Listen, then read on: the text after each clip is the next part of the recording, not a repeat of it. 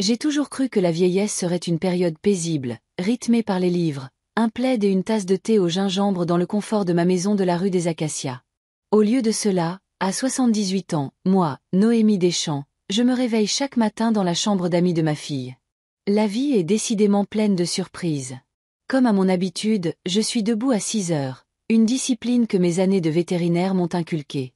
Les animaux, eux, n'attendent pas que l'on ait eu une bonne nuit de sommeil. Ma hanche gauche me lance, séquelle d'une fracture survenue il y a 4 mois. Je grimace, cherche à tâtons un antidouleur sur ma table de chevet et l'avale avec un verre d'eau. Cet accident a tout changé. Cette nuit-là, le thermomètre affichait -15 degrés, un froid record à Bellerive depuis 10 ans.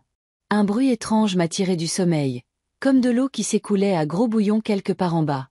En descendant à la cave, j'ai découvert une véritable inondation. La canalisation principale avait cédé. En tentant d'atteindre la vanne d'arrêt, j'ai glissé sur les marches détrempées et je suis tombé. La douleur était si fulgurante que j'ai perdu connaissance.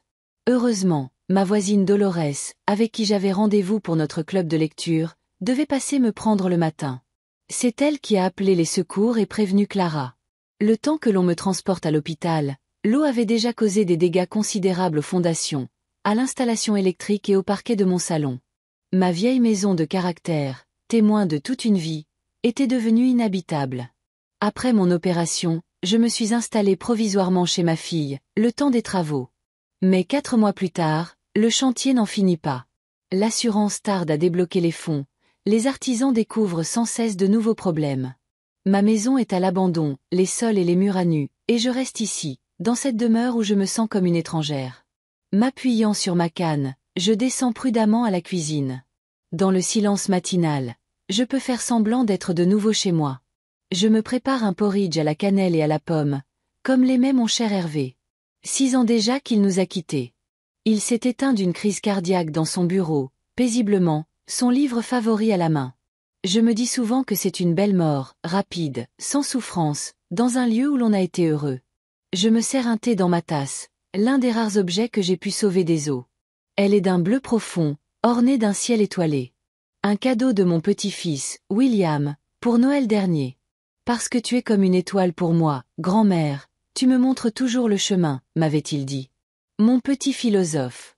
Des pas se font entendre dans l'escalier. C'est Clara, déjà vêtue d'un tailleur-pantalon impeccable. Ma fille a toujours été une femme ambitieuse. À 49 ans, elle cherche encore à prouver sa valeur aux yeux du monde. Bonjour, maman, lance-t-elle en se dirigeant vers la machine à café. Bonjour, ma chérie. Des visites importantes aujourd'hui. 2. La maison sur la colline de Bellerive et un appartement dans la nouvelle résidence au bord de la rivière. Elle programme la machine sans même me jeter un regard. Tu as eu des nouvelles de l'assurance hier? Je soupire. C'est la même question, chaque matin. Oui, ils examinent toujours le devis des artisans. Ils estiment que certains postes sont surévalués. Surévalués? S'étrangle Clara en se servant un café. C'est absurde. Ils auraient dû voir l'état de la maison. L'expert est seulement passé. La semaine dernière. Il a dit que la maison était ancienne et que certains dégâts pouvaient être antérieurs à l'inondation. Clara secoue la tête. Maman, tu es trop conciliante. Il faut être plus ferme. Tu veux qu'Édouard leur parle? Il a un don pour persuader les gens. Je suis sûre qu'il obtiendra gain de cause. Mon gendre pourrait vendre un réfrigérateur à un Esquimau, comme le disait Hervé. Un talent qui lui a permis de réussir en tant que représentant pharmaceutique. Merci, ma chérie, mais je peux m'en charger. Après tout, c'est ma maison, mon assurance. Clara hausse les épaules, mais je vois bien que ma réponse ne la satisfait pas. Comme tu voudras. N'oublie pas que tu peux rester ici aussi longtemps que tu le souhaites. Cette vieille maison demande un entretien constant. Tu devrais peut-être songer à la vendre. Je pourrais te trouver un bon acheteur. Elle marque une pause. Ce serait plus simple pour toi d'avoir l'argent plutôt que tous ces tracas. Voilà. Une nouvelle tentative. Depuis mon arrivée, Clara et Édouard reviennent sans cesse sur le sujet de la vente de ma maison. Je comprends leur logique. Une femme de mon âge n'a que faire d'une grande maison avec 3 chambres. Mais ce n'est pas qu'une simple maison. Peut-être un jour, je réponds, évasive. Pour l'instant, je veux juste qu'elle soit réparée. Clara acquiesce, mais je lis la déception dans son regard. Elle termine son café, dépose la tasse dans le lave-vaisselle. Je dois y aller. Édouard a un rendez-vous à la clinique du Montclair. Il ne rentrera pas avant tard. Pourras-tu aller chercher William à l'école? Il a un cours de sciences jusqu'à 16 heures. Bien sûr, dis-je avec un sourire. Passer du temps avec lui est toujours un plaisir. C'est la vérité. Les moments passés avec mon petit-fils sont les seules heures qui m'apportent un peu de joie dans cette maison. Une fois Clara partie, je finis tranquillement mon porridge, me laissant aller à mes souvenirs. J'ai exercé comme vétérinaire à Bellerive pendant 36 ans. J'ai débuté comme assistante à la clinique du docteur Lambert, pour finalement diriger mon propre cabinet avec 3 employés. Je soignais les chiens et les chats, mais aussi les chevaux des fermes environnantes et parfois même des animaux exotiques que des propriétaires désespérés m'amenaient. Après le décès d'Hervé, j'ai vendu la clinique à mon jeune confrère, Nicolas Brody. Il a conservé le nom Clinique Vétérinaire des Champs et m'appelle de temps à autre pour me consulter sur des cas complexes. Ces appels me redonnent toujours le moral. Ma rêverie est interrompue par un coup frappé à la porte de la cuisine. C'est William, déjà en uniforme, son sac à dos sur les épaules. « Bonjour, grand-mère. » Il s'approche et me serre dans ses bras. « Comment va ta hanche aujourd'hui? » « Mieux, merci de demander. » Je souris. « Tu veux un toast au beurre de cacahuète avant de partir? »« Oui, s'il te plaît. » Il s'installe à table. « C'est toi qui viens me chercher à l'école tout à l'heure? »« Oui, ta mère me l'a demandé. Tu as un cours de sciences, c'est bien ça? » Ses yeux s'illuminent. On étudie la migration des oiseaux. Monsieur Durand nous a dit que certaines espèces peuvent parcourir des milliers de kilomètres sans s'arrêter. Tu imagines? J'acquiesce en lui préparant son toast. La nature est pleine de merveilles. Quand j'étais étudiante, nous allions sur le terrain pour baguer les oiseaux migrateurs. Un jour, une bague que j'avais posée sur un rouge-gorge a été retrouvée en Argentine, à des milliers de kilomètres de là. Bonjour, Édouard. Je ne m'attendais pas à te voir si tôt. Vraiment. William est impressionné. Qu'est-ce que tu as étudié d'autre à l'université? Je lui raconte mes années d'études, mes premières interventions chirurgicales, comment, avec mes camarades, nous venions en aide aux animaux abandonnés. Il m'écoute, fasciné, et une fois de plus, je suis frappé par la différence entre cet enfant et ses parents. Il possède cette curiosité et cette bienveillance que j'ai toujours tenté d'inculquer à Clara, une bataille que j'ai perdue en cours de route. « Grand-mère, quand est-ce que tu retournes chez toi ?» demande-t-il soudain, me prenant au dépourvu. « Dès que les travaux seront terminés, mon chéri. » Pourquoi cette question? William fixe son toast sans lever les yeux. C'est juste que, j'ai entendu maman et papa dire que tu ne pourrais peut-être jamais y retourner, que tu devrais vendre la maison. Alors c'est ça. Je ne suis donc pas la seule à être le sujet de ces conversations. Eh bien, c'est à moi de décider, n'est-ce pas? J'essaie de prendre un ton léger. Et j'ai très envie de rentrer chez moi une fois que tout sera réparé. Moi aussi, je veux que tu y retournes, dit William à voix basse. C'est tellement bien là-bas. Il y a un grand jardin, un grenier rempli de trésors, et personne pour te dire tout le temps ce que tu dois faire. Sa franchise me touche. Les enfants perçoivent bien plus de choses que nous ne l'imaginons. Après le départ de mon petit-fils, je regagne ma chambre. C'est une petite pièce, une ancienne chambre d'amis avec une fenêtre donnant au nord. Il y fait toujours frais et la lumière est rare. Mes affaires sont rangées avec soin dans l'armoire et la commode, mais je n'ai pas encore déballé tous mes cartons, dans l'espoir que mon séjour ici ne soit que temporaire. Je m'assois dans un fauteuil et sors un album photo, l'un des rares que j'ai pu sauver de l'inondation. Je tourne les pages. Me voici jeune, en blouse blanche, tenant dans mes bras un chiot labrador que nous avions recueilli. Là, c'est Hervé et moi, le jour de l'inauguration de ma clinique. Et là, c'est Clara, petite, qui rit aux éclats en câlinant notre vieux setter, Jasper. Il fut un temps où ma fille aimait les animaux autant que moi. Mais l'arrivée d'Édouard, avec ses ambitions et ses rêves de grandeur, a tout changé. Aujourd'hui, ils n'ont même plus d'animal de compagnie. Trop de poils, trop de contraintes. Le téléphone sonne. Je me lève lentement pour décrocher. C'est Nicolas Brody, le nouveau propriétaire de ma clinique. Docteur Deschamps, j'espère que je ne vous dérange pas. Pas du tout, Nicolas. C'est toujours un plaisir d'avoir de vos nouvelles. Et appelez-moi Noémie, je vous en prie. Noémie. Il n'arrive toujours pas à s'y faire. Sa voix est empreinte de respect. J'ai un cas un peu particulier, et j'aurais aimé avoir votre avis. Un retriever de 8 ans. Il présente une perte de coordination soudaine et des tremblements au niveau des membres postérieurs. Nous passons les 15 minutes suivantes à discuter des symptômes et des diagnostics possibles. Cela m'apaise. Le sentiment d'être encore utile, que mes connaissances et mon expérience ont encore de la valeur. À midi, j'entends la porte d'entrée s'ouvrir. C'est Édouard. Il est rare qu'il rentre à cette heure-ci. Je descends pour le saluer. Il est dans la cuisine, en train de parcourir le courrier. Grand, une calvitie naissante qu'il dissimule habilement par une mèche savamment coiffée, et ce sourire de vendeur qui ne le quitte jamais. Mon gendre m'a toujours inspiré un certain malaise. Hervé appelait ça mon instinct de vétérinaire, cette capacité à déceler la fausseté. « Noémie !» s'exclame-t-il en m'apercevant. « Comment va ma belle-mère préférée ?» « J'ai annulé un rendez-vous, » explique-t-il en ouvrant le réfrigérateur. « Je me suis dit que je passerais manger un morceau. Comment va ta hanche aujourd'hui ?»« Mieux, merci, » je réponds en m'asseyant à la table de la cuisine. « As-tu parlé aux artisans pour ma maison ?» Édouard s'est proposé comme médiateur entre moi et l'entreprise de construction, prétextant son expérience en la matière. J'ai accepté, trop épuisé par l'hôpital et la douleur pour discuter. Oui, ils attendent toujours l'accord de l'assurance pour le devis, dit-il en se préparant un sandwich. Mais bonne nouvelle, j'ai trouvé un excellent chauffagiste. Il dit que la vieille chaudière de ta maison doit être remplacée. Remplacée ? Mais nous l'avons changée il y a seulement 5 ans. Vraiment ? Édouard semble surpris. C'est étrange. Il m'a dit qu'elle avait au moins 15 ans. Peut-être vous êtes-vous fait avoir à l'époque. Je secoue la tête. Impossible. C'est Hervé qui s'en est occupé personnellement. J'ai tous les documents, les garanties. Eh bien, j'ai peut-être mal compris. Édouard hausse les épaules. Quoi qu'il en soit, il faut vérifier toute l'installation. Ce sont des frais supplémentaires, bien sûr. Je sens l'inquiétude monter en moi. Quelque chose ne tourne pas rond. Et ton testament ?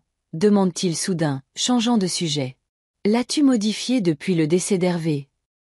La question me surprend par sa franchise. Oui, il y a 3 ans. Pourquoi cette question ? Je m'inquiète pour toi, c'est tout, répond-il. Je veux m'assurer que tout est en ordre.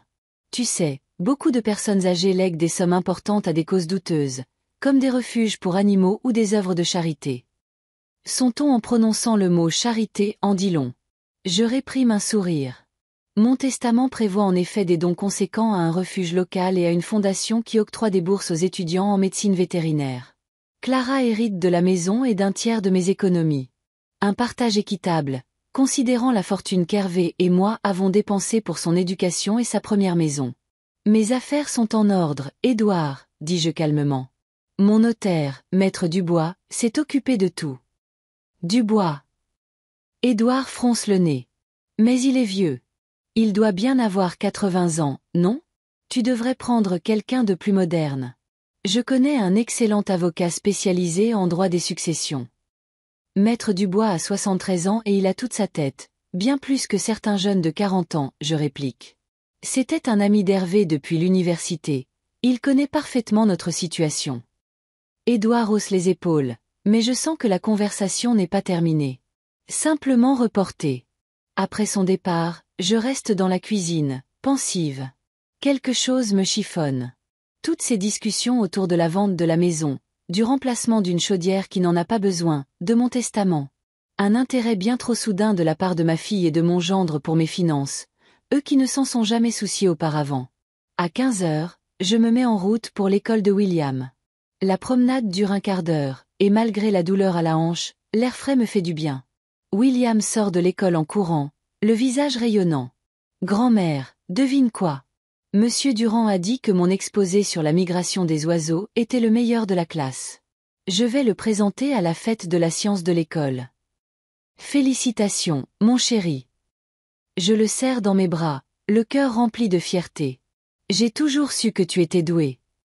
Sur le chemin du retour, William me parle de son projet, de ses recherches sur les itinéraires de migration des différentes espèces d'oiseaux, des cartes qu'il a dessinées.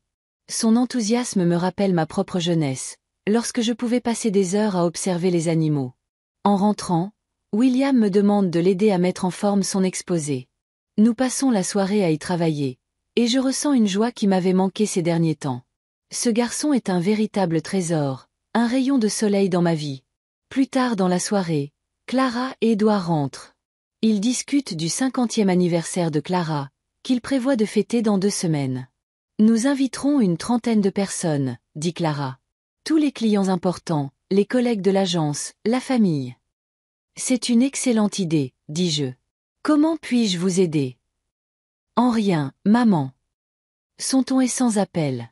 Nous avons déjà tout organisé. Tu n'as qu'à être présente. Après le dîner, William vient dans ma chambre pour me souhaiter une bonne nuit. Grand-mère, tu es heureuse ici? Me demande-t-il soudain, en me regardant droit dans les yeux. Sa question, par sa franchise et sa profondeur, me désarçonne. Je suis heureuse de te voir tous les jours, je réponds prudemment. Il secoue la tête. Ce n'est pas une réponse. Tu n'es pas heureuse. La sagesse de cet enfant m'effraie parfois. Le bonheur n'est pas toujours le plus important, William, dis-je en pesant mes mots. Ce qui compte, c'est d'être là où l'on a besoin de nous. J'ai besoin de toi, dit-il sérieusement. Et je ne veux pas que tu partes. Mais j'entends maman et papa te parler. Ce n'est pas juste. Je le serre dans mes bras, la gorge nouée. La vie n'est pas toujours parfaite, mon cœur, mais tant que je t'ai, je peux tout affronter. Il se blottit plus fort contre moi. Quand je serai grand, je veux être comme toi. Fort et bienveillant. À cet instant, je réalise que malgré les épreuves, j'ai réussi quelque chose dans ma vie. J'ai élevé une fille qui, avec tous ses défauts, a su élever un fils aussi merveilleux. Le 50e anniversaire de Clara est devenu l'événement du mois. Chaque jour, j'apprends de nouveaux détails. Un traiteur renommé, un orchestre, un photographe de célébrité. Pour quelqu'un qui se plaint de difficultés financières, ma fille organise une fête bien somptueuse. Ce matin, Clara s'agite dans la maison, sa tablette à la main, vérifiant les listes d'invités et les menus. « Maman, tu es sûre de ne pas vouloir mettre la robe bleue que je t'ai montrée ?» me demande-t-elle, les yeux rivés sur l'écran. Elle est beaucoup plus moderne que ce que tu portes d'habitude. Je termine mon thé et secoue la tête. Merci, ma chérie, mais je préfère choisir dans ma propre garde-robe. De plus, la robe que tu me proposes est un peu trop décolletée pour une femme de mon âge. Clara lève les yeux au ciel. Maman, nous sommes en 2025. Des femmes de 70 ans portent des mini-jupes et se prennent en selfie pour les réseaux sociaux. Grand bien leur fasse, je réponds calmement. Mais je ne suis pas comme elles. Notre conversation est interrompue par la sonnerie du téléphone. Clara jette un œil à l'écran et son expression change du tout au tout. Elle quitte la cuisine en fermant la porte, mais j'entends tout de même le début de la conversation. Oui, monsieur Martin, je comprends. Non, nous n'avons pas oublié le paiement. Oui, bien sûr. Avant la fin du mois. Sa voix est tendue. Quand elle revient, son sourire semble forcé. Tout va bien, je demande. Oui, juste un client qui a des questions sur une maison qu'il envisage d'acheter, répond-elle un peu trop vite. Rien d'important. J'acquiesce, sans en croire un mot. Depuis 2 semaines, je remarque que Clara et Édouard chuchotent souvent dans leur coin, interrompant brusquement leur conversation dès que j'entre dans la pièce. Il se trame quelque chose. Et d'après les bribes de phrases que j'ai pu surprendre, il s'agit d'argent. Hier soir, en descendant boire un verre d'eau, je les ai entendus se disputer violemment dans le salon. Tu avais promis que cet investissement serait rentable. La voix de Clara était pleine de rage. Et maintenant, nous avons presque tout perdu. Ce n'est qu'un mauvais moment à passer, a répondu Édouard. Le marché va se redresser. Il faut juste tenir encore un peu. Encore un peu. Clara était au bord des larmes. Édouard, nous avons 3 mois de retard sur notre prêt immobilier. La banque nous a déjà envoyé une mise en demeure. Je suis remontée discrètement dans ma chambre, ne voulant pas en entendre davantage. Mais ce que j'avais entendu expliquait beaucoup de choses. Leur intérêt soudain pour mes finances, leurs allusions constantes à la vente de ma maison, et même cette fête somptueuse, destinée à donner le change à leurs amis et collègues. Cet après-midi, Édouard rentre à l'improviste. Je suis dans le salon, un livre à la main, quand j'entends la porte d'entrée claquer. « Clara !» crie-t-il. « Tu es là !» Elle est partie faire visiter une maison, je réponds en sortant du salon. Elle a dit qu'elle serait de retour vers 16 heures. Édouard semble déçu. Il porte un costume élégant, mais sa cravate est desserrée et des gouttes de sueur perlent sur son front malgré la fraîcheur printanière. Tout va bien, je m'enquière. Oui, oui. Il tente un sourire qui se transforme en grimace. Une journée chargée, beaucoup de rendez-vous. Il monte rapidement dans son bureau. Je l'entends fermer la porte. Quelques instants plus tard, des voix étouffées me parviennent. Il est au téléphone. Son ton est nerveux, presque suppliant. Je retourne à ma lecture, mais impossible de me concentrer. Le comportement d'Édouard est étrange, même pour lui. D'habitude, il rentre tard, souvent après 20 heures, prétextant des dîners d'affaires. Une demi-heure plus tard, je l'entends descendre. Il passe la tête dans le salon, l'air plus maître de lui, mais toujours tendu. Noémie, je pensais.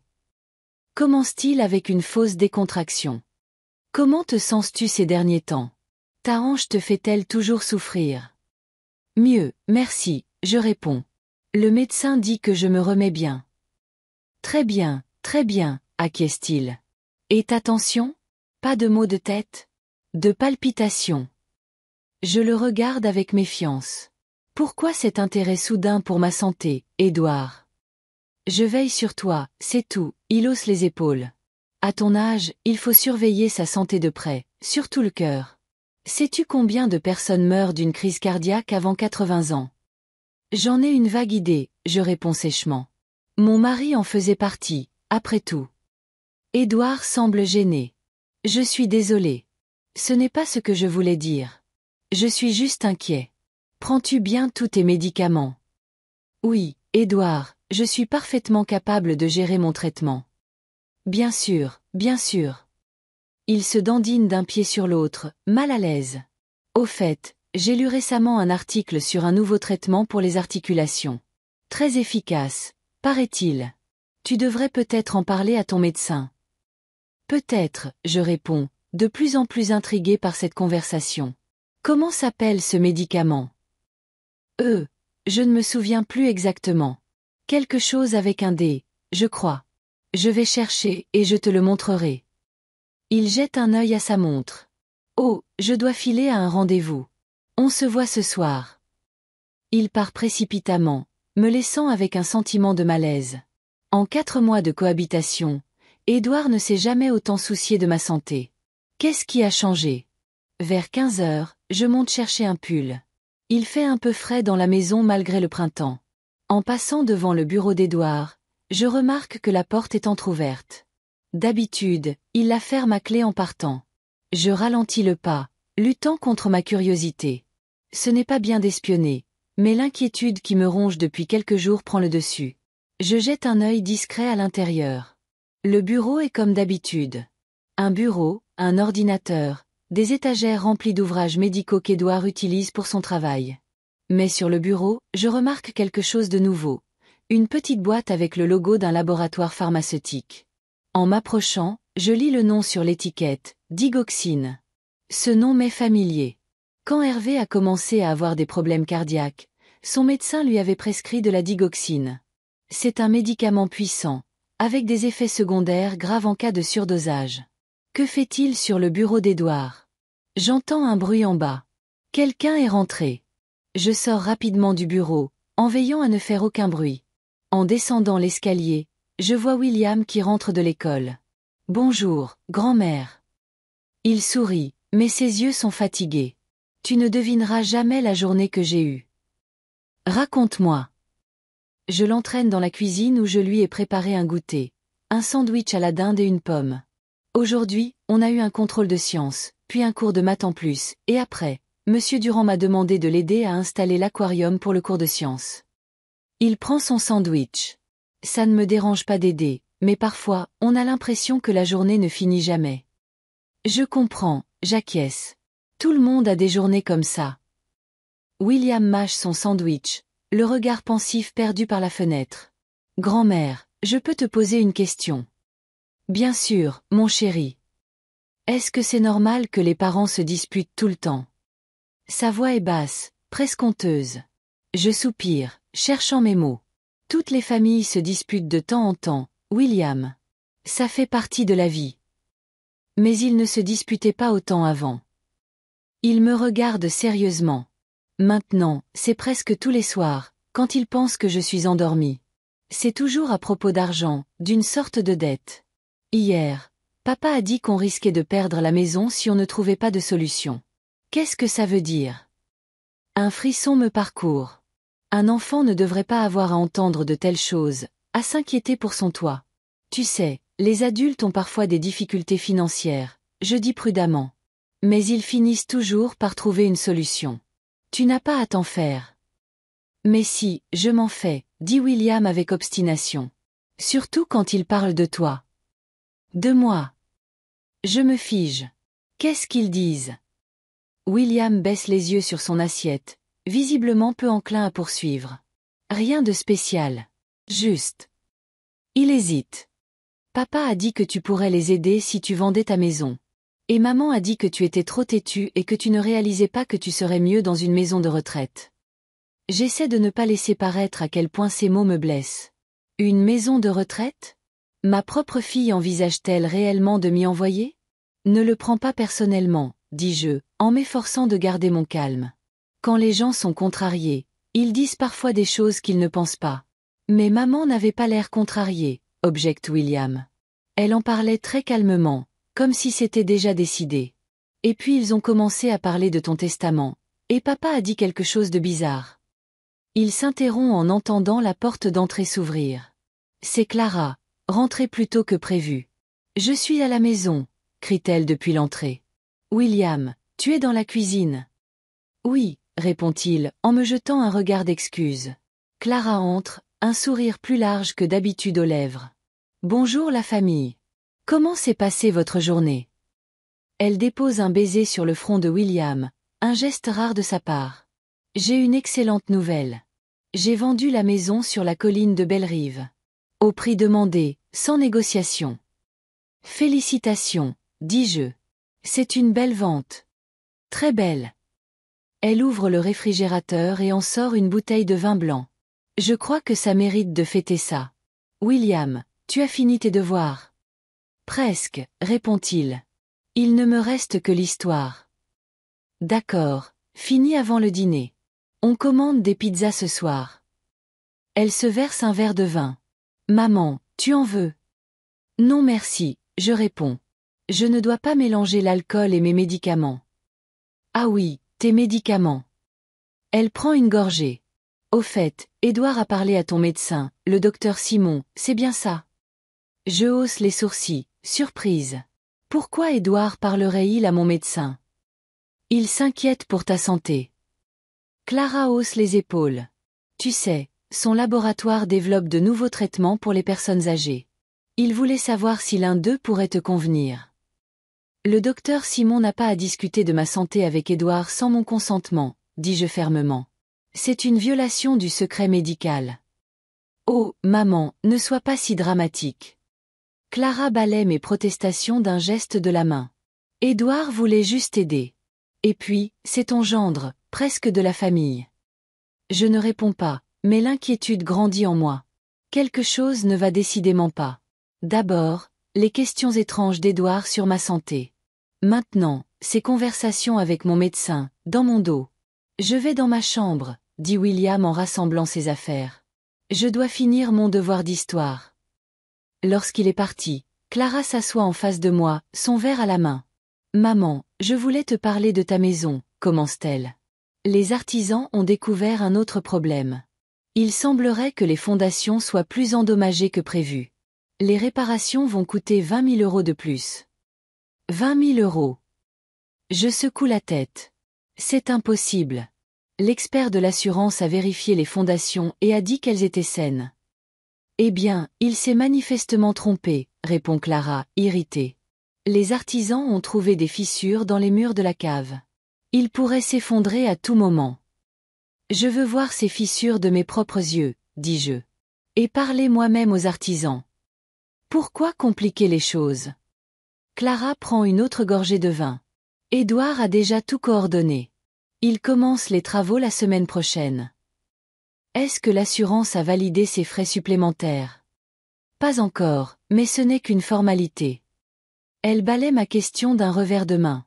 Au pire, on peut prendre l'argent sur tes économies et on te remboursera quand l'assurance paiera. J'observe attentivement ma fille. Il y a quelque chose de faux dans son attitude, comme si elle jouait un rôle, celui de la fille dévouée, mais sans grande conviction. Clara, je vais être franche. Je pense que toi et Édouard me cachez quelque chose. Avez-vous des problèmes d'argent? Son visage se ferme instantanément, son sourire s'efface. Qu'est-ce qui te fait dire ça? Je ne suis pas sourde, ma chérie. Je vous entends vous disputer le soir. J'entends les appels pour les retards de paiement. Je vois bien que vous êtes tous les deux sur les nerfs. Clara finit son verre d'un trait et s'en resserre un autre. Tout le monde a des difficultés financières de temps en temps, maman. Ça ne te regarde pas. Ça me regarde quand vous commencez à vous intéresser à mon argent et à mon testament, je rétorque, ou quand vous envisagez de me placer en maison de retraite. Elle tressaille. Qui t'a dit ça? William. Sa voix se durcit. Il ne devrait pas écouter aux portes. La question n'est pas William, je défends mon petit-fils. La question, c'est que vous êtes en train de manigancer quelque chose, toi et Édouard. Et il semblerait que ça me concerne, moi et mon argent. N'importe quoi. Clara se lève brusquement. Nous nous inquiétons juste pour toi. Et oui, nous pensons que tu serais mieux dans un établissement spécialisé, avec un personnel médical et des gens de ton âge. Ce n'est pas un crime de vouloir le meilleur pour sa mère. Je suis parfaitement capable de prendre soin de moi-même, je réplique. Et je n'irai dans aucune maison de retraite. Dès que ma maison sera réparée, j'y retournerai. Bien sûr, son ton est condescendant. Si c'est ce que tu veux. Mais je lis autre chose dans son regard. De l'agacement, de la colère même, comme si mes projets contrariaient les siens. Le soir, quand Édouard rentre, Clara et lui s'enferment dans leur chambre. J'entends des voix étouffées, mais je ne distingue pas les mots. Quand ils sortent pour dîner, ils sont tous les deux tendus, mais s'efforcent de le dissimuler derrière de faux sourires. William est exceptionnellement silencieux tout au long du repas.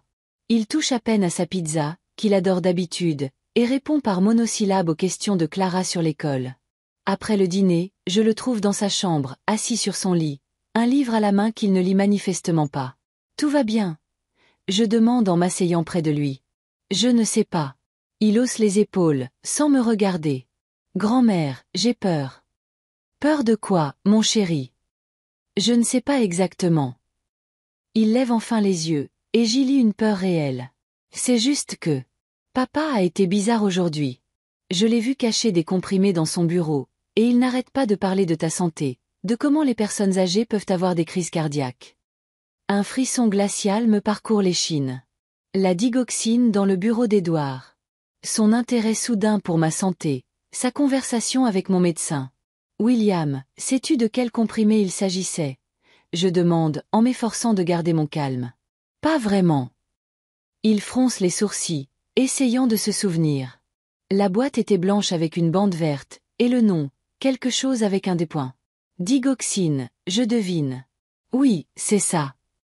Ses yeux s'agrandissent. Comment tu le sais?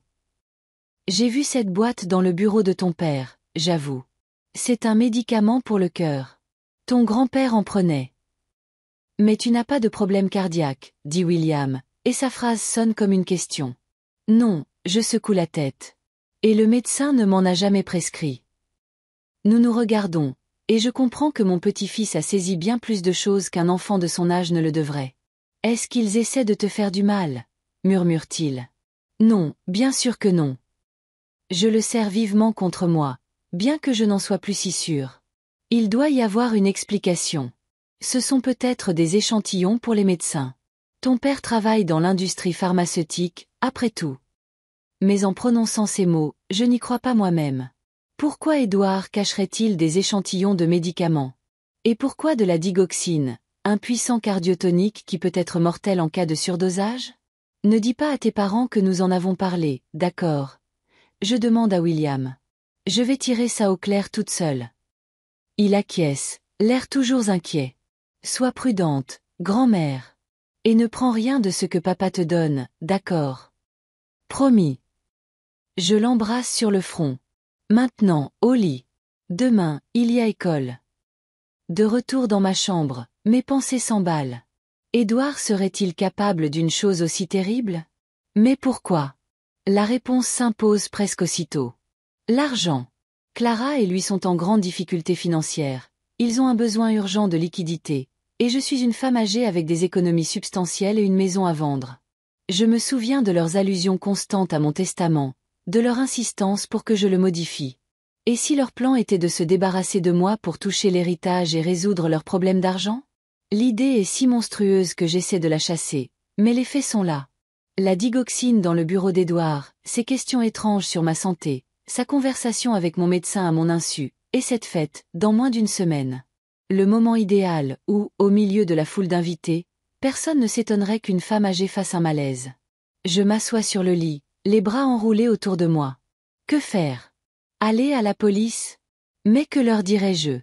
Que je soupçonne ma propre fille et mon gendre de vouloir me tuer, sur la seule base d'une boîte de comprimés et de quelques conversations étranges. On me prendrait pour une vieille folle paranoïaque. Partir? Mais pour aller où? Ma maison est toujours en travaux, et maintenant, je doute même que le chantier avance.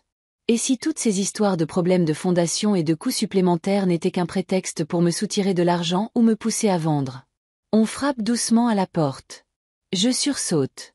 Maman. La voix de Clara est inhabituellement douce. Je peux entrer? Bien sûr, je réponds, en m'efforçant de garder une voix normale. Clara entre, une tasse à la main. Je t'ai préparé une tisane à la camomille, dit-elle avec un sourire. Je me suis dit que tu aurais du mal à t'endormir après notre discussion. Je regarde la tasse, et mon cœur s'accélère. Une tisane que je n'ai pas demandée. Après tout ce que je viens de me dire. Merci, ma chérie, mais j'ai déjà bu ma tisane habituelle. Je désigne la tasse vide sur ma table de chevet, remerciant le ciel qu'elle soit là. Oh! Clara semble déçue. Eh bien, pourquoi ne pas en prendre une deuxième? Celle-ci est spéciale, avec du miel et de la lavande. Ça aide à se détendre. Non merci. Je secoue la tête. Trop de liquide le soir, et je devrais me lever toutes les heures. Elle acquiesce à contre-cœur. Comme tu veux. Bonne nuit, maman. Bonne nuit, ma chérie. Quand la porte se referme, je la fixe longuement. Puis, je me lève et tourne doucement la clé dans la serrure. Pour la première fois depuis que je suis dans cette maison, je m'enferme pour la nuit. À travers le mur, j'entends Clara entrer dans la chambre de William pour lui souhaiter une bonne nuit. Puis ses pas s'éloignent vers la chambre principale. Bientôt, la maison est plongée dans le silence. Mais je sais que je ne trouverai pas le sommeil cette nuit. Le jour de l'anniversaire de Clara est arrivé. Depuis le matin, la maison est en pleine effervescence. Des serveurs sont arrivés, des fleuristes disposent des compositions florales, le traiteur prépare des mets raffinés dans la cuisine. Je contemple ce déploiement de luxe avec un mélange d'admiration et d'angoisse. Qui aurait cru qu'une famille au bord de la faillite pouvait s'offrir un tel faste? Je me suis délibérément tenue à l'écart des préparatifs. Depuis la veille au soir, où Clara m'avait apporté cette tisane à la camomille, je ne mange et ne bois que ce que je prépare moi-même. Ce n'est pas chose aisée. Édouard m'a proposé par 2 fois un jus de fruits fraîchement pressés, et Clara a insisté pour que j'essaie de nouvelles vitamines, censées renforcer mon cœur. Assise dans ma chambre, je termine de me maquiller. J'ai choisi une robe sobre, bleu marine, à manches longues. Élégante, mais discrète. Aujourd'hui, je préfère rester dans l'ombre. Un coup à la porte interrompt mes pensées. C'est William, déjà en costume, qui lui donne des airs de petit homme d'affaires. Grand-mère, je peux entrer. Sa voix est tendue. Bien sûr, mon chéri. Il se glisse dans la pièce et referme soigneusement la porte. Il est pâle, ses yeux brillent d'une lueur inquiète. Tu vas bien? Je demande, préoccupé par son apparence. Oui, hésite-t-il, jetant un regard vers la porte. Hier soir, j'ai entendu quelque chose, après que tu sois parti te coucher. Mon cœur se serre. William semblait anxieux ces derniers jours, mais il avait évité de se retrouver seul avec moi. J'avais mis cela sur le compte de l'agitation des préparatifs, mais je comprends maintenant que la raison est plus grave. Que as-tu entendu, William? Il jette un nouveau regard à la porte, comme s'il craignait d'être entendu. Mes parents parlaient dans le bureau de papa. Il ne savait pas que j'étais revenu chercher ma tablette. Il prend une profonde inspiration. Grand-mère, il parlait de toi, de comment régler le problème de grand-mère ce soir. Une boule de glace se forme dans ma poitrine. Qu'ont-ils dit exactement? Papa a dit que tout était prêt. Qu'il mettrait quelque chose dans ton verre, pendant le toast. William déglutit. Une sorte de médicament, qui provoquerait une crise cardiaque. Il a dit que ça paraîtrait naturel à ton âge et que personne ne se douterait de rien. Sa voix tremble. Des larmes perlent au coin de ses yeux. Maman ne voulait pas, au début, mais papa lui a rappelé les problèmes d'argent, que la banque allait saisir la maison, et elle a fini par accepter. Je sens mes doigts s'engourdir. Mes pires craintes se confirment. Ce n'était pas de la paranoïa. Ils ont réellement l'intention de me tuer. Grand-mère, je ne sais pas quoi faire, murmure William. À cet instant, il semble si petit, si effrayé, que mon cœur se brise. J'ai envie d'appeler la police, mais je crains qu'on ne me croie pas. Je suis un enfant, et ce sont mes parents. Je le serre dans mes bras, le sentant trembler de tout son corps. Tu as bien fait de me le dire, dis-je, en m'efforçant de garder mon calme. Nous allons trouver une solution. On frappe de nouveau à la porte, plus sèchement cette fois. Maman, William est avec toi. La voix de Clara est agacée. Les invités commencent à arriver, et vous vous cachez tous les deux. Nous descendons tout de suite, ma chérie, je réponds. William m'aide à attacher mon collier. D'accord, mais dépêchez-vous. Ses pas s'éloignent dans le couloir. Je me tourne vers mon petit-fils. Écoute-moi bien, William. Nous allons descendre et faire comme si de rien n'était. Je vais essayer de m'éclipser discrètement pendant la fête, mais j'ai besoin que tu restes ici et que tu aies l'air naturel. Tu peux faire ça pour moi. Il acquiesce, mais ses yeux sont toujours remplis de peur. Et s'il remarque que tu es parti et qu'il devine que je t'ai prévenu? C'est une bonne question. Mon brillant petit-fils a conscience du danger de sa position. Je dirai que je ne me sens pas bien et que je monte dans ma chambre. Ensuite, je sortirai discrètement par la porte de derrière. S'il te pose des questions, dis-leur que tu m'as vu monter. Ce n'est pas le meilleur des plans, mais je n'ai pas le temps de réfléchir. L'important est de sortir de cette maison avant qu'Édouard ne mette son plan à exécution. Nous descendons. Une dizaine d'invités sont déjà là. Clara, radieuse dans sa robe argentée, accueille les nouveaux arrivants.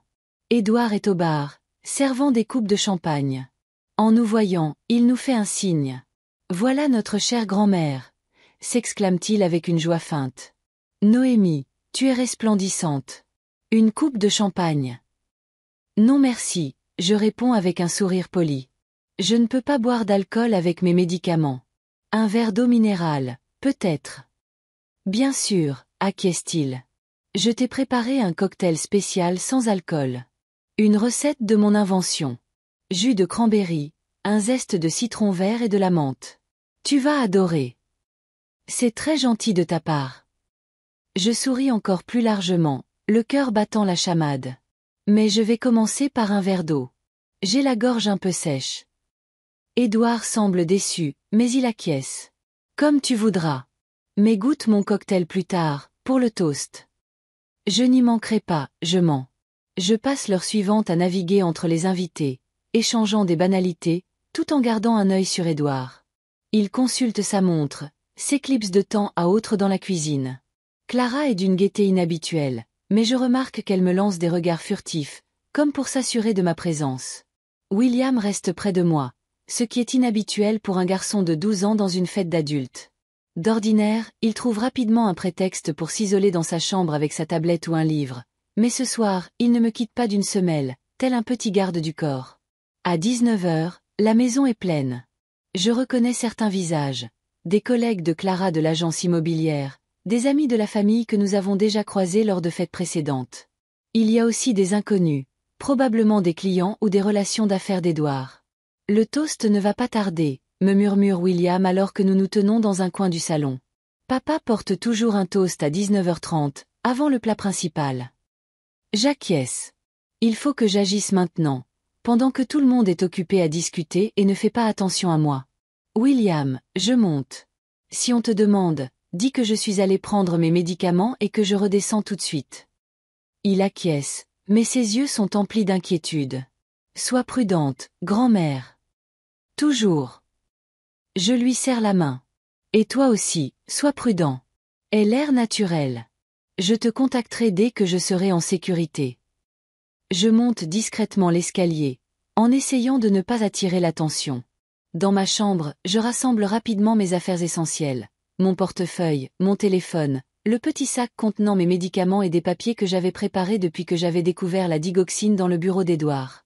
J'enfile mon manteau, quitte la pièce sans bruit et me dirige vers l'escalier de service qui mène directement à la cuisine. Le chemin est risqué. La cuisine est maintenant envahie par les cuisiniers et les serveurs, mais c'est ma seule issue. L'entrée principale est visible depuis le salon où se déroule la fête.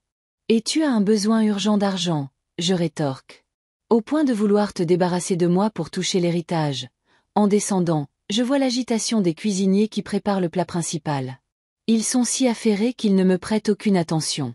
J'atteins presque la porte de derrière quand j'entends la voix d'Édouard. Te voilà, Noémie. Il se tient à l'entrée de la cuisine, un verre à la main. Je te cherchais partout. On va bientôt porter un toast. Tout le monde se rassemble dans le salon. Je prenais juste un peu l'air, je réponds, en m'efforçant de garder mon calme. Le bruit me donnait le tournis. Oh, c'est fâcheux. Une lueur prédatrice passe dans son regard. Tu devrais peut-être boire un peu d'eau.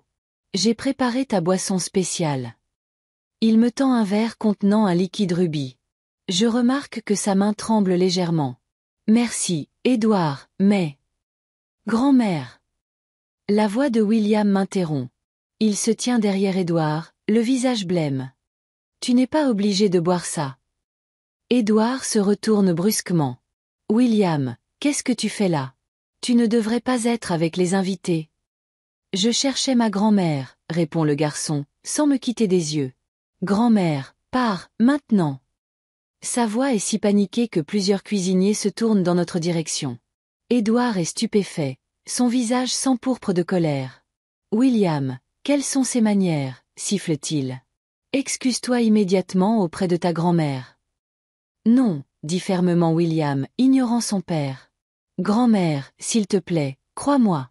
Tu dois partir, tout de suite. Édouard s'avance vers son fils, le visage déformé par la rage. De quoi parles-tu? Va dans ta chambre. Tout va bien, Édouard, dis-je en m'interposant. William s'inquiète pour moi, c'est tout. Et il a raison. J'ai besoin de prendre l'air.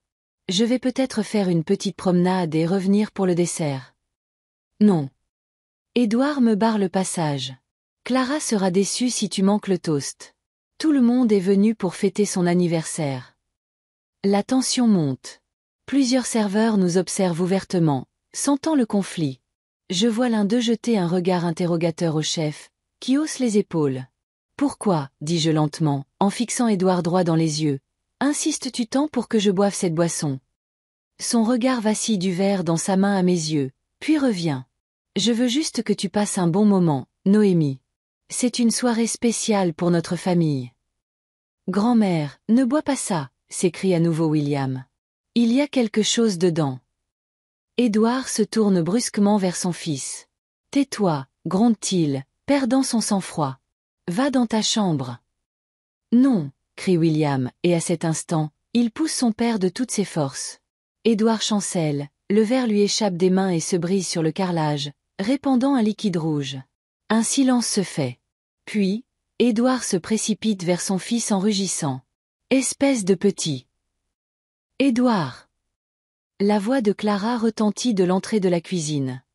Qu'est-ce qui se passe ici? Tous les invités attendent, et tu fais une scène. Elle se tient là, les bras ballants, son visage parfaitement maquillé contracté par l'agacement. Elle balaie la cuisine du regard et voit le verre brisé, le visage tendu de son mari, son fils effrayé, et moi, près de la porte de derrière, mon sac sur l'épaule. Maman, tu pars quelque part. Ses yeux se plissent. J'ai besoin de prendre l'air, je répète. Trop de monde, trop de bruit. Avec un manteau et un sac. Clara s'approche lentement. Qu'est-ce qui se passe? Et pourquoi William criait-il? Parce que ton mari a essayé de m'empoisonner, dis-je sans détour, décidant que le temps des faux-semblants était révolu. Cette boisson spéciale. Qu'y avait-il dedans, Édouard? De la digoxine. Assez pour provoquer une crise cardiaque chez une femme de mon âge.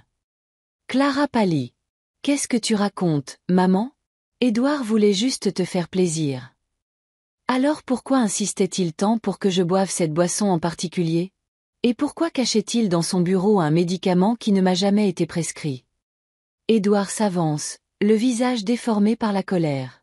Tu as fouillé dans mes affaires? Ce sont des échantillons pour mon travail. Je suis représentant pharmaceutique, au cas où tu l'aurais oublié. Clara suffoque, portant la main à sa bouche. Maman, tu as perdu la tête. Comment peux-tu nous accuser d'une chose pareille? Parce que je vous ai entendu en discuter tous les deux, crie soudain William. Hier soir, dans le bureau. Vous pensiez que je dormais, mais j'ai tout entendu. Un silence de mort s'installe. Clara et Édouard fixent leur fils comme s'ils le voyaient pour la première fois. Tout le monde dans la cuisine est figé, assistant au drame qui se joue. Petit menteur, siffle enfin Édouard. Tu n'es jamais entré dans mon bureau. Si, dit William avec obstination. Et je t'ai vu cacher les comprimés dans le tiroir de ton bureau, et je t'ai entendu dire à maman que ça ressemblerait à une crise cardiaque naturelle. Clara devient encore plus pâle. William, arrête ça tout de suite. Tu ne sais pas de quoi tu parles. Si, je sais. Sa voix tremble, mais elle est empreinte de détermination. Vous vouliez tuer votre grand-mère pour avoir son argent. Vous avez dit que c'était le seul moyen de sauver la maison. Assez, crie Édouard en faisant un pas vers son fils. Va dans ta chambre. Tu es puni. Ne le touche pas. Je m'interpose entre Édouard et William. Si tu poses un doigt sur lui, j'appelle la police sur le champ. Édouard s'arrête, le visage rouge de rage. Clara semble sur le point de s'évanouir. Maman, s'il te plaît, murmure-t-elle. Ne fais pas de scandale. Les invités peuvent tout entendre. En effet, plusieurs invités, attirés par le bruit, sont déjà attroupés à l'entrée de la cuisine. Ils observent la scène avec curiosité. Que se passe-t-il? Demande un homme plus âgé que je reconnais comme étant un associé d'Édouard. Clara, tout va bien. Oui, monsieur Bernard. Juste un petit malentendu familial, dit Clara avec un sourire forcé. Nous allons régler ça et nous revenons à la fête.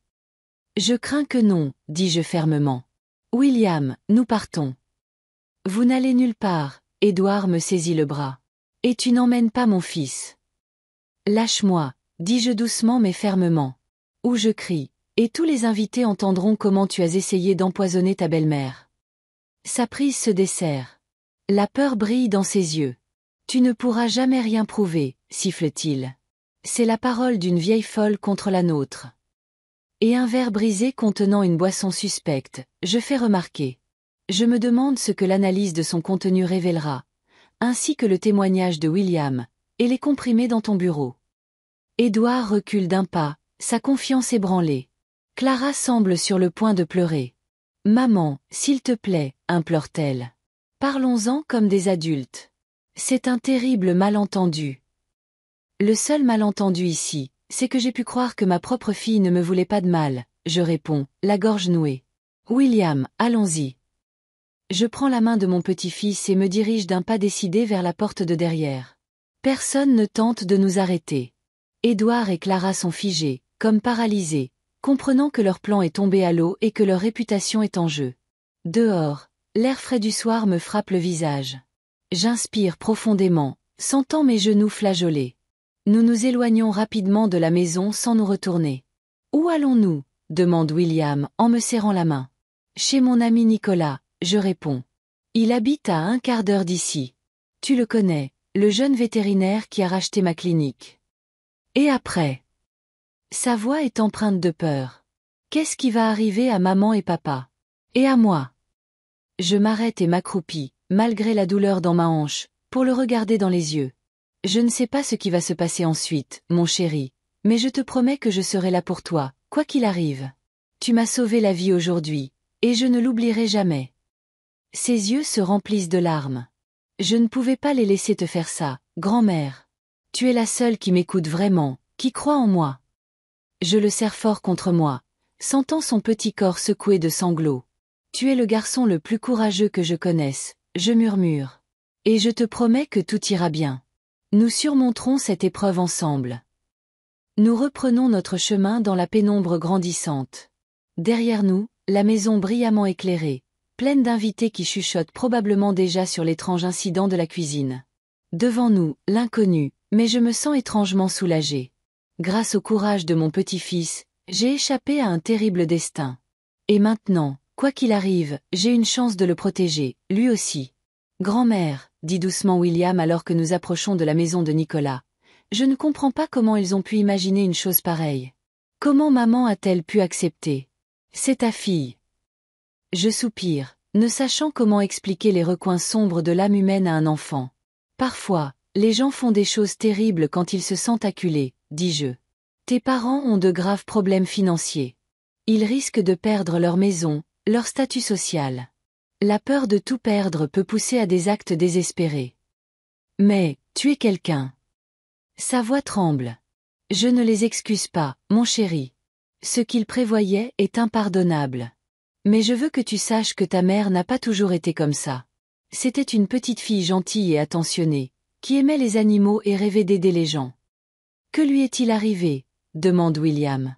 La vie, les choix, l'ambition, beaucoup de choses. Je lui serre la main. Mais toi, tu es différent. Tu as un bon cœur et une âme courageuse. Et je ferai tout pour préserver cela en toi. Nous arrivons devant la maison de Nicolas et je sonne. En attendant qu'il ouvre, je regarde mon petit-fils et je réalise que malgré l'horreur de la situation, je suis reconnaissante au destin de l'avoir à mes côtés. Un petit héros qui a écouté son cœur et m'a sauvée.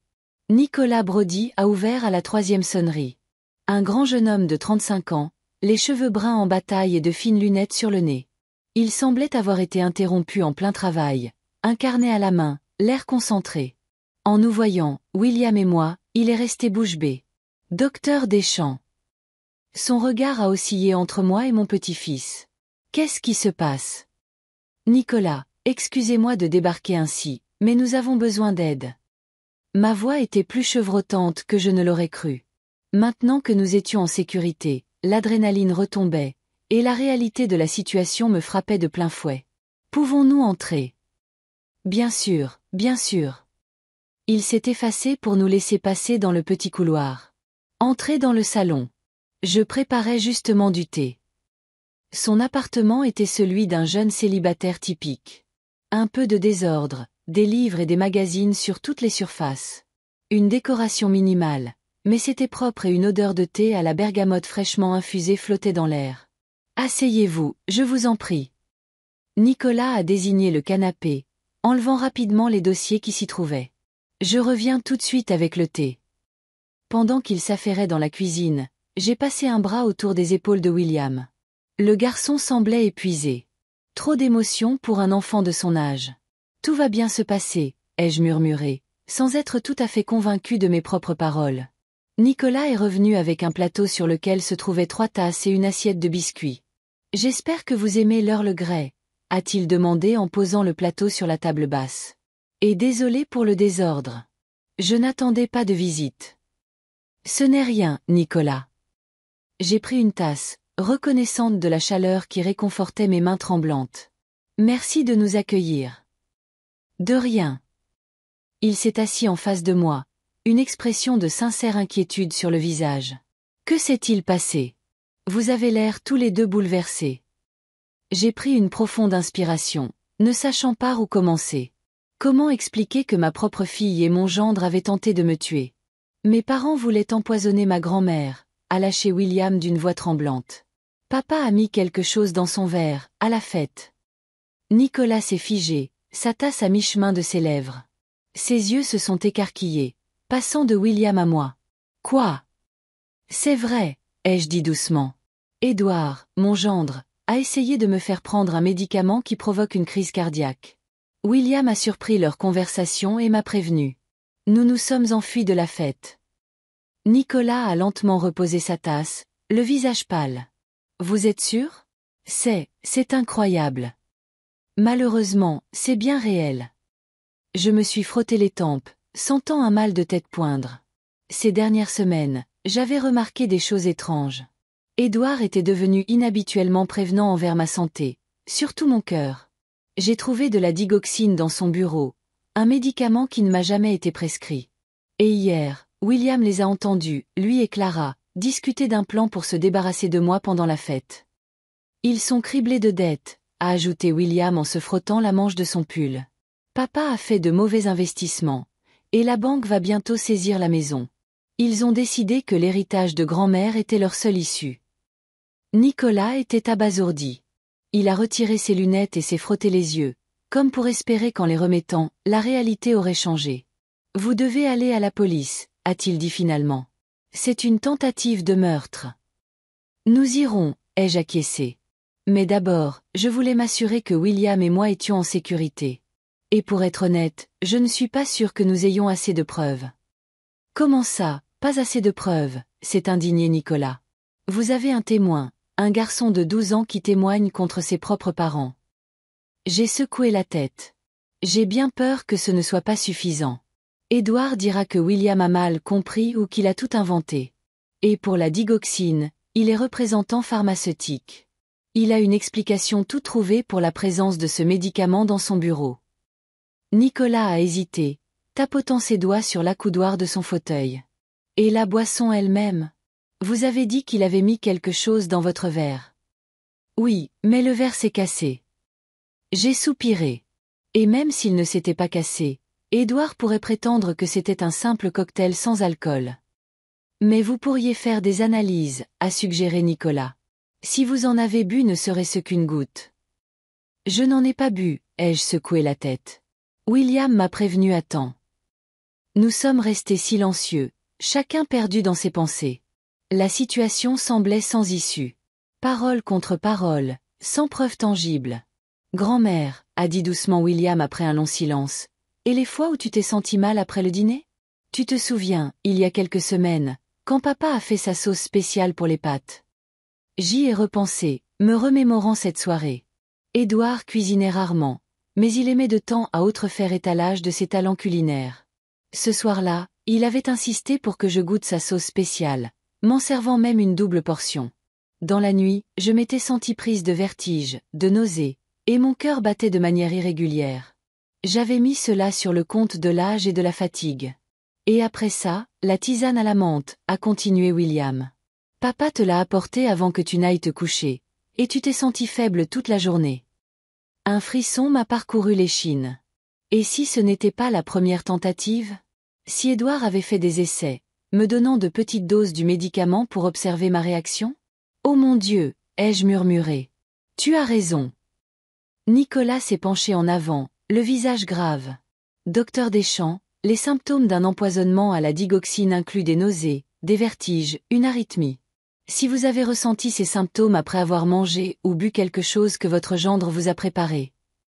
Ce pourrait être une coïncidence, ai-je dit, sans y croire moi-même. Ou une simple indigestion. Ou alors, il vous empoisonnait progressivement, a dit doucement Nicolas, préparant le terrain pour l'acte final qui aurait l'air d'une mort naturelle. Nous nous sommes tués à nouveau. L'idée était si monstrueuse qu'elle me paraissait irréelle.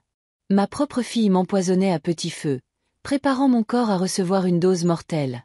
Il nous faut des preuves, a finalement dit Nicolas en se levant d'un air résolu. Quelque chose que la police ne pourra pas ignorer. Mais quoi? J'ai écarté les mains, désemparé. Nous n'avons rien. Si, a dit soudain William. Nicolas et moi nous sommes tournés vers lui. Le garçon a sorti un smartphone de sa poche. J'ai enregistré leur conversation, hier soir, quand ils discutaient de leur plan. J'ai regardé mon petit-fils, n'en croyant pas mes oreilles. Tu les as enregistrés. Il a acquiescé, l'air à la fois fier et gêné. J'ai installé récemment une nouvelle application pour enregistrer des mémos vocaux. Quand je les ai entendus parler de toi, je l'ai activé et j'ai laissé mon téléphone devant la porte de son bureau. L'enregistrement n'est pas de très bonne qualité, mais on peut distinguer leur voix. William, tu... Je ne trouvais pas mes mots. C'est incroyablement ingénieux. Et ce n'est pas tout, a-t-il ajouté en faisant défiler quelque chose sur son téléphone. J'ai pris une photo de la bouteille de médicaments dans le bureau de papa, et de l'armoire à pharmacie où il range tous ses échantillons. Il y a toute une collection de médicaments différents, et sur certaines boîtes, il y a ton nom, grand-mère. Il nous a montré les photos, des clichés nets d'une bouteille de digoxine, à côté de laquelle se trouvait un carnet avec l'inscription dosage ND, suivi de quelques chiffres. D'autres photos montraient une armoire remplie de médicaments, certains étiquetés maman. Mon Dieu, a murmuré Nicolas en regardant les photos. C'est une véritable pharmacie. Édouard est représentant pharmaceutique, lui ai-je rappelé. Il a accès à de nombreux médicaments. Mais ces inscriptions. Je n'ai pas pu terminer ma phrase. La réalité était trop atroce. Avec ces preuves, la police devrait pouvoir agir, a dit fermement Nicolas. Surtout avec l'enregistrement de la conversation. Écoutons-le, ai-je suggéré, sentant mon cœur battre la chamade, un mélange de peur et de colère. William a lancé l'enregistrement. La qualité n'était effectivement pas très bonne. Il y avait beaucoup de bruit de fond, les voix étaient étouffées, mais certaines phrases étaient clairement audibles. Demain à la fête, quand tout le monde sera distrait, disait la voix d'Édouard. Mais si quelque chose tourne mal, la voix de Clara était empreinte d'inquiétude. Rien ne tournera mal. Elle boira le toast, elle se sentira mal, et tout le monde mettra ça sur le compte de l'âge et de l'émotion. Le temps que l'ambulance arrive, il sera trop tard. Et si quelqu'un se doute de quelque chose? Qui? Tout le monde sait que les personnes âgées font des crises cardiaques, surtout si elles ont déjà eu des symptômes. Tu te souviens comme elle était malade après le dîner de la semaine dernière? Et après cette tisane? J'ai préparé le terrain. Édouard, je ne sais pas. Nous n'avons pas le choix, Clara. La banque nous a envoyé un dernier avertissement. Encore 2 semaines et nous sommes à la rue. Ta mère s'accroche à son argent, elle refuse de nous aider. Et quand elle ne sera plus là, nous aurons tout. La maison, les économies, tout. Nous pourrons recommencer à zéro. L'enregistrement s'est terminé. Un lourd silence s'est installé dans la pièce. Ils ont vraiment. Nicolas n'a pas pu finir sa phrase. Son visage exprimait un mélange de choc et de dégoût. J'étais assise, pétrifiée. C'était une chose de soupçonner. C'en était une autre d'entendre leur voix discuter de mon meurtre avec un tel sang-froid, comme s'il s'agissait d'une simple transaction commerciale. Nous devons apporter ça à la police, a dit Nicolas en désignant le téléphone de William. Immédiatement. J'ai acquiescé, mais une partie de moi n'arrivait toujours pas à croire que cela se produisait réellement. Clara, ma fille unique, que j'avais élevée avec tant d'amour. Comment avait-elle pu tomber si bas? Grand-mère. William m'a pris la main, les yeux embués de larmes. Je suis tellement désolée. Tu n'as pas à être désolé, mon chéri. Je l'ai serré dans mes bras, sentant les larmes me monter aux yeux à mon tour. Tu as fait ce qu'il fallait faire, avec courage et droiture. Mais ce sont mes parents, a-t-il murmuré. Et je les ai dénoncés à la police. Mon cœur s'est serré pour cet enfant, placé dans la terrible situation de devoir choisir entre ses parents et la vérité. Tu as fait ce que tu devais faire, ai-je dit fermement. Parfois, le choix le plus difficile est le bon. Je suis fière de toi, William. Tu as fait preuve d'une sagesse et d'une force d'âme rare, même pour un adulte. 1 heure plus tard, nous étions assis dans la salle d'attente du commissariat de Bellerive. L'agente de service, une jeune femme au visage grave, a écouté attentivement notre récit. Veuillez patienter ici, a-t-elle dit en terminant de prendre des notes. Je vais chercher l'inspecteur Dubois. C'est lui qui s'occupe de ce genre d'affaires. L'inspecteur Dubois était un grand homme d'âge mûr, au regard perçant et aux manières calmes. Il nous a fait entrer dans un bureau privé. Madame Deschamps, je vais vous écouter attentivement, a-t-il dit en s'asseyant en face de nous. Racontez-moi tout depuis le début, s'il vous plaît. J'ai détaillé les événements des dernières semaines. Mon séjour forcé chez ma fille, le comportement étrange d'Édouard, mes malaises après avoir consommé des plats ou des boissons qu'il avait préparés, la découverte de la digoxine dans son bureau, et enfin, la tentative de me faire boire un verre suspect lors de la fête, le soir même.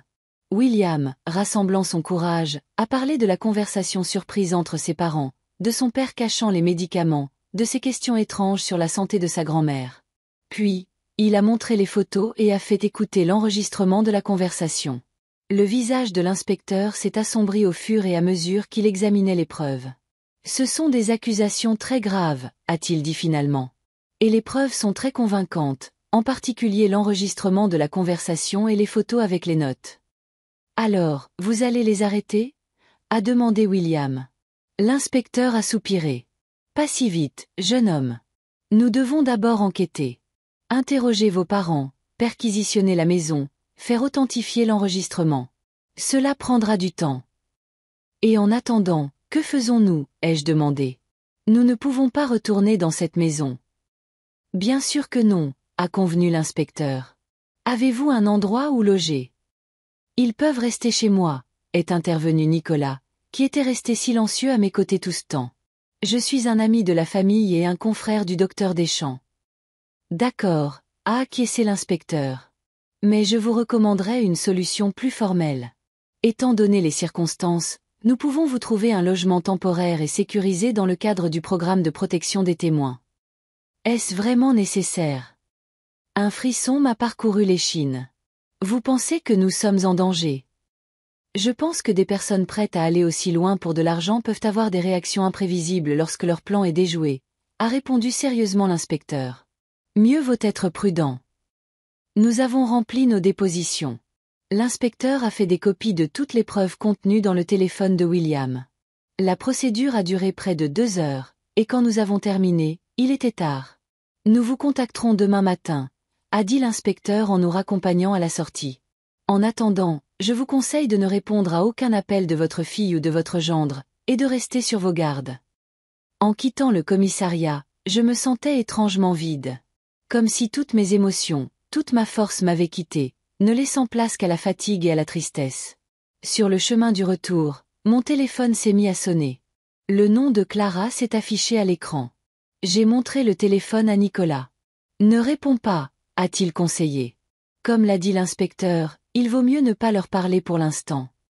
Le téléphone a sonné encore plusieurs fois. Puis un message est arrivé. Maman, s'il te plaît, réponds.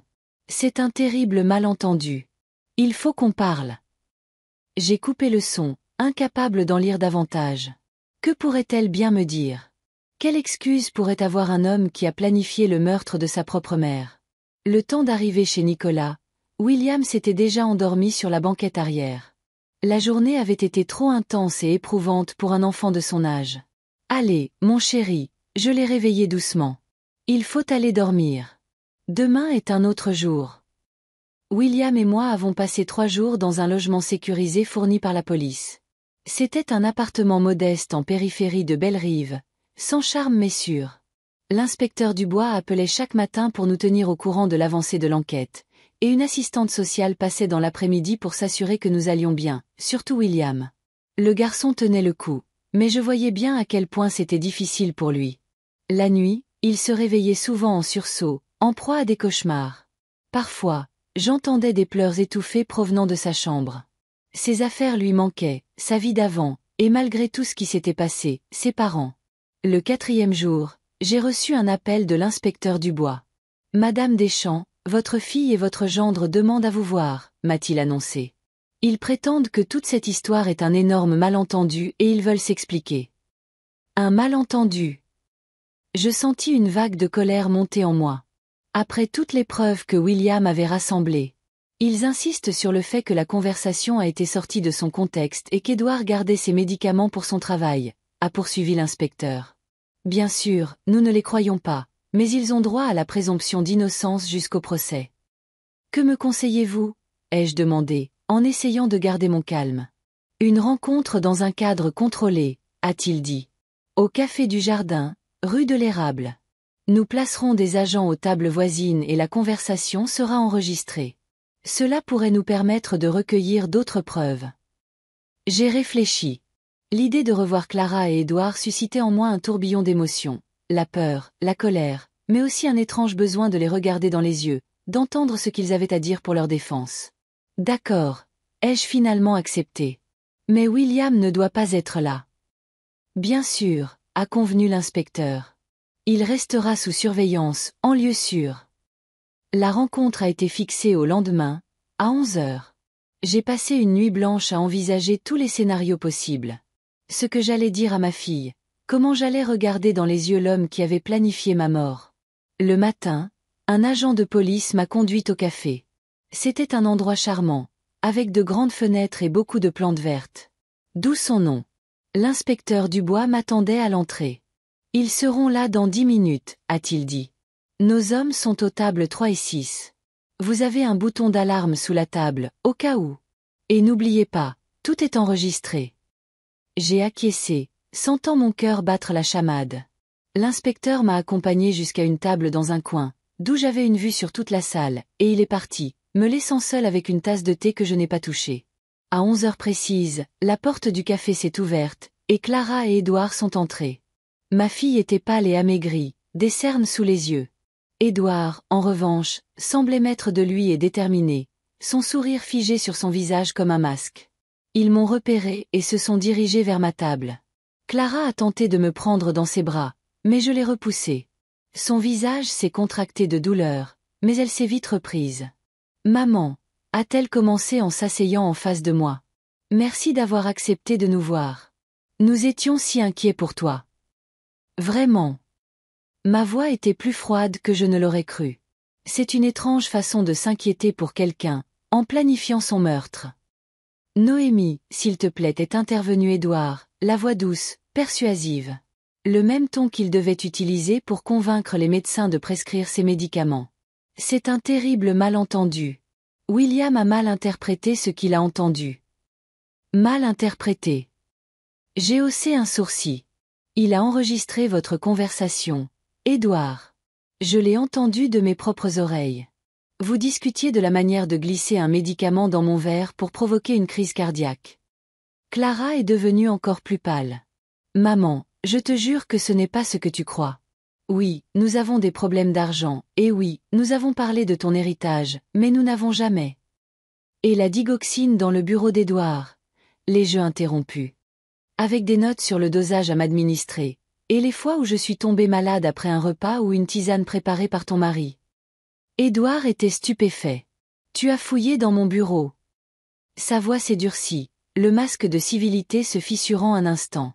Non, c'est William qui a pris les photos, ai-je répondu. Un garçon intelligent. Bien plus intelligent que vous ne le pensiez. Nous aimons William, a dit Clara, les yeux embués de larmes. Et toi aussi, maman. S'il te plaît, rentre à la maison. Nous allons tout expliquer. Je te le promets. Ce n'est pas ce que tu imagines. J'ai regardé ma fille, et je ne l'ai pas reconnue. Où était passée la petite fille qui pleurait pour un oiseau blessé? Qui rêvait d'aider les animaux, comme sa mère? Quand était-elle devenue cette femme prête à tout pour de l'argent? Clara, ai-je dit doucement. Regarde-moi dans les yeux et dis-moi que toi et Édouard n'aviez pas l'intention de m'empoisonner pour toucher l'héritage. Elle a ouvert la bouche, mais aucun son n'en est sorti. Son regard a cherché celui d'Édouard, en quête de soutien. C'est absurde, est-il intervenu. Nous voulons que tu rentres à la maison, Noémie. William te manque. Il est avec toi, n'est-ce pas? Comment va-t-il? Ne change pas de sujet, Édouard. Ma voix s'est durcie. Et n'ose pas te servir de William. Il est en sécurité, et c'est tout ce qui compte. C'est notre fils, a dit soudain Clara.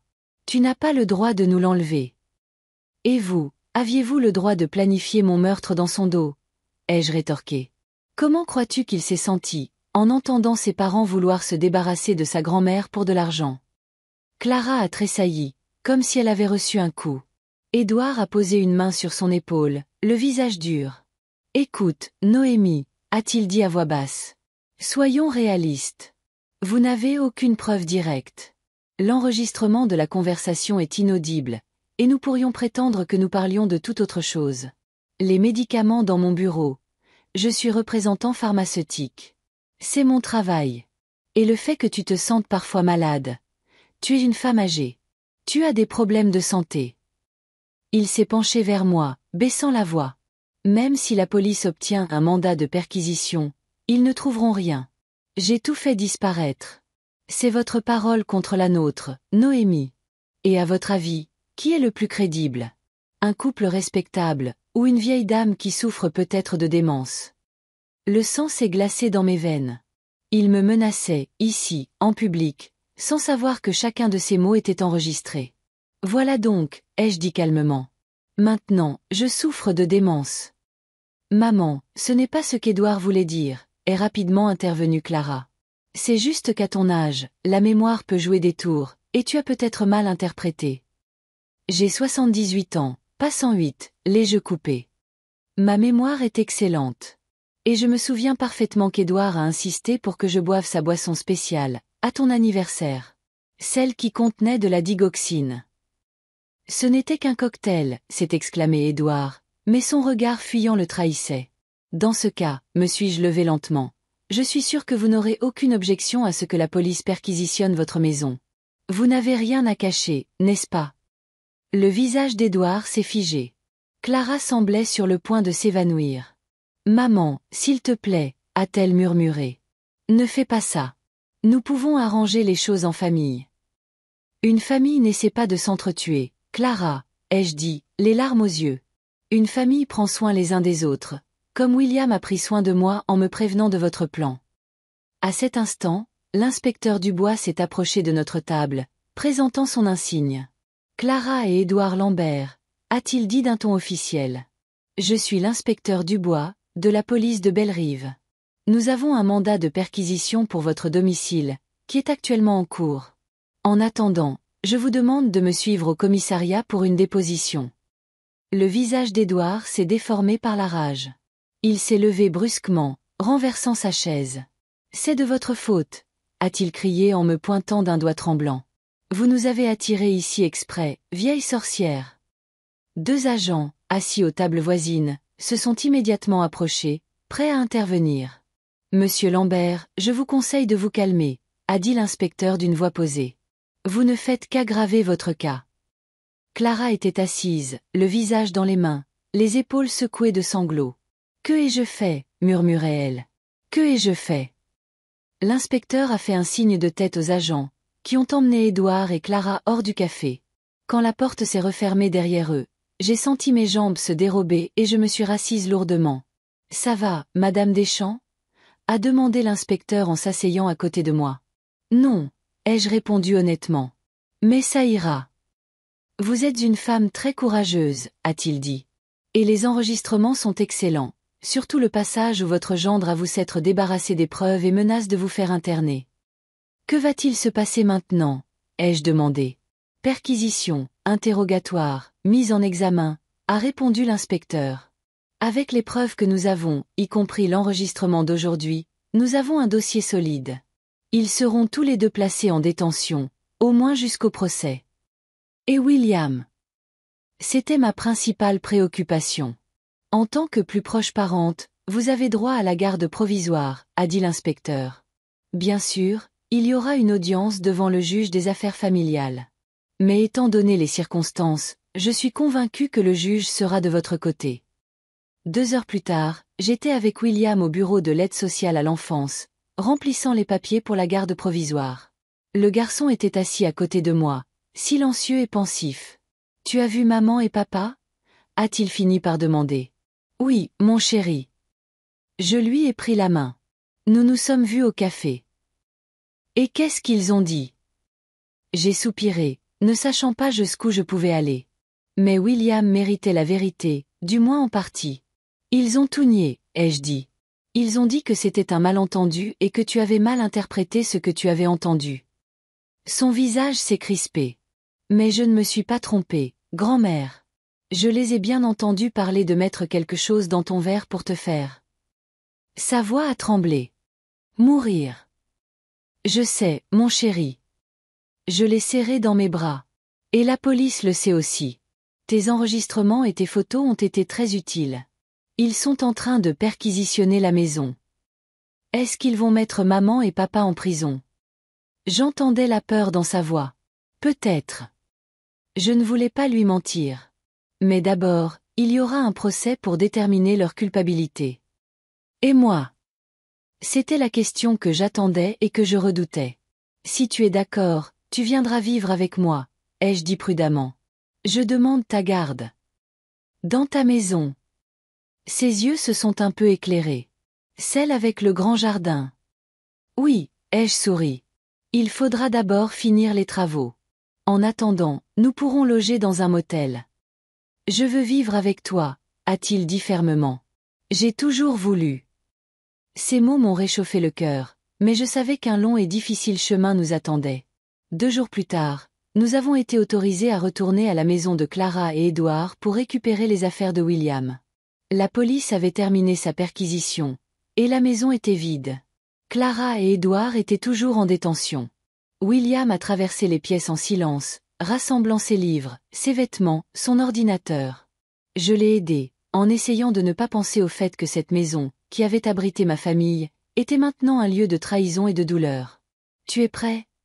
lui ai-je demandé quand nous avons tout rangé dans des valises. Il a acquiescé, jetant un dernier regard à sa chambre. « Grand-mère, je peux prendre les photos. » Il a désigné les photos de famille sur l'étagère. « Bien sûr, mon chéri. » J'ai réalisé que malgré tout, il aimait et ses parents lui manquaient. Nous nous sommes installés dans un petit motel en périphérie de la ville. J'ai contacté de nouveaux artisans pour accélérer les travaux de ma maison. Heureusement, l'assurance a finalement donné son accord pour le paiement, et le chantier a pu reprendre immédiatement.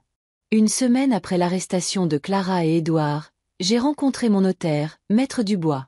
Le vieil homme, qui nous connaissait, Hervé et moi, depuis des années, était choqué par ce qui s'était passé. « Je n'aurais jamais cru Clara capable d'une telle chose », a-t-il dit en secouant la tête. « Je me souviens d'elle petite fille. »« Moi aussi », ai-je soupiré. « Mais les gens changent, Georges, et pas toujours pour le mieux. »« Que veux-tu faire pour le testament ?»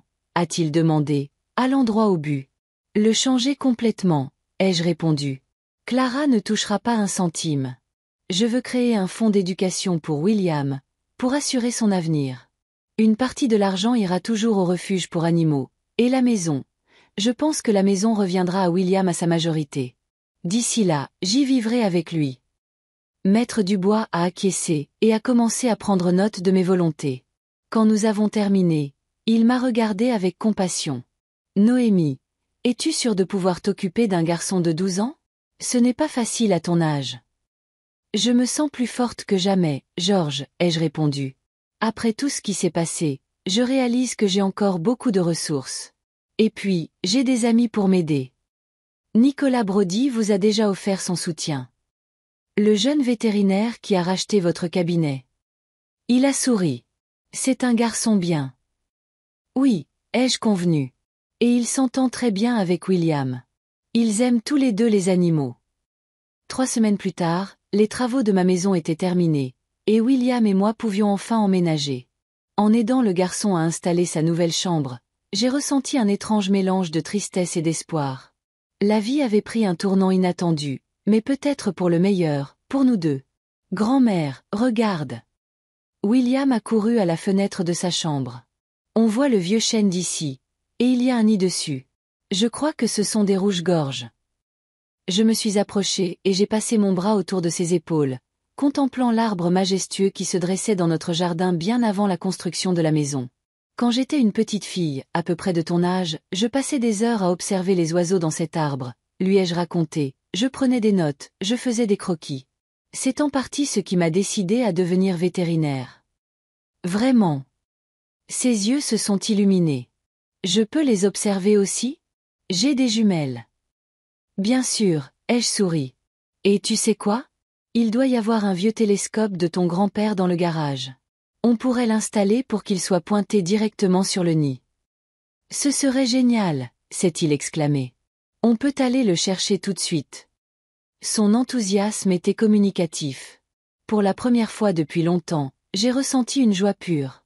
Le procès de Clara et Edward a eu lieu 2 mois plus tard. Les preuves étaient accablantes, l'enregistrement de la conversation, les photos des médicaments avec les notes, mon témoignage sur mes malaises après avoir consommé la nourriture préparée par Edward, et surtout, les aveux de Clara, qui, n'en pouvant plus de la pression, a tout raconté. Oui, ils avaient planifié mon meurtre. Oui, Edward m'avait administré de petites doses de médicaments pour tester ma réaction. Oui, ils comptaient sur l'héritage pour résoudre leurs problèmes financiers. Edward a été condamné à 15 ans de prison pour tentative de meurtre. Clara, en tant que complice, a écopé de 8 ans, avec une possibilité de libération conditionnelle au bout de 5 ans. William a assisté au verdict. Il avait insisté pour être là. Il était assis à côté de moi, me tenant la main, le visage grave et triste. Alors que les gardiens emmenaient ses parents, Clara s'est retournée et nous a regardés. Dans ses yeux, il y avait une demande de pardon que je ne pouvais pas encore lui accorder. Pas encore. La vie a lentement repris son cours. William a changé d'école pour une plus proche de la maison. Je l'aidais à faire ses devoirs, surtout en sciences, sa matière préférée. Chaque jour après l'école, nous passions 1 heure ou 2 dans le jardin à observer les oiseaux, ou dans mon petit laboratoire où je lui enseignais les rudiments de la médecine vétérinaire. Nicolas Brody est devenu un visiteur assidu. Il m'apportait des cas intéressants de sa clinique, nous en discutions, et William écoutait, fasciné. Parfois, le week-end, il l'emmenait à la clinique avec lui, le laissant l'observer travailler. Il fera un excellent vétérinaire, m'a dit Nicolas un jour, alors que nous étions assis sur le porche à regarder William jouer avec le chiot labrador que nous venions d'adopter au refuge. Il a de l'intuition et de la patience. Oui, ai-je convenu, non sans fierté. Il ressemble à son grand-père. Hervé aussi était patient et attentif. Il me fait aussi penser à vous, a ajouté Nicolas avec un sourire. Tout aussi déterminé et intègre. J'ai regardé mon petit-fils, son visage concentré alors qu'il apprenait un nouvel ordre au chiot, et j'ai pensé au long et étrange chemin qui nous avait menés jusqu'ici. La tragédie et la trahison, la douleur et la perte, mais aussi l'amour, le courage et les nouveaux départs. William me posait parfois des questions sur ses parents, surtout sur sa mère. Je ne me suis jamais opposé à son désir de garder le contact avec elle. Il lui écrivait des lettres. Parfois, nous lui rendions visite en prison. Ces visites étaient toujours éprouvantes, mais je savais qu'elles étaient nécessaires pour qu'il puisse faire la paix avec son passé et avancer. De jour en jour, il devenait plus ouvert, plus confiant. La douleur de la trahison de ses parents n'avait pas complètement disparu. De telles blessures ne guérissent jamais tout à fait. Mais il apprenait à vivre avec, à en faire une force et une sagesse. Quant à moi, j'ai enfin trouvé la paix. À 78 ans, j'ai entamé un nouveau chapitre de ma vie, rempli de soucis et de joies que je n'aurais jamais imaginées. M'occuper de mon petit-fils m'a donné une force et une énergie que je croyais disparues depuis longtemps. Un soir, alors que William et moi étions assis sur un banc dans le jardin à regarder le coucher du soleil, il m'a soudain demandé. « Grand-mère, est-ce que tu regrettes parfois ce qui s'est passé, ce que je t'ai dit ?» Je passai mon bras autour de ses épaules. « Jamais, mon chéri. Tu m'as sauvé la vie. Et pas seulement au sens propre. Tu m'as donné un nouveau but, un nouveau sens. Je suis content qu'on soit ensemble, a-t-il dit en se blottissant contre moi. Ici, dans cette maison, avec le chiot, le télescope et toutes tes histoires d'animaux. Moi aussi, William. Je l'ai embrassé sur le front. Moi aussi. De nombreux défis nous attendaient encore. L'adolescence de William, mon propre vieillissement inévitable, les sentiments compliqués envers Clara que nous devions tous les deux encore démêler. Mais je savais que nous pouvions y faire face, ensemble, en nous soutenant l'un l'autre, comme une vraie famille. Le jour où William m'a dit, paniqué, « Grand-mère, pars, maintenant », il ne m'a pas seulement sauvé la vie. Il nous a offert à tous les deux une chance de prendre un nouveau départ. Une vie remplie d'amour, de compréhension et de bienveillance. Et pour cela, je lui serai éternellement reconnaissante.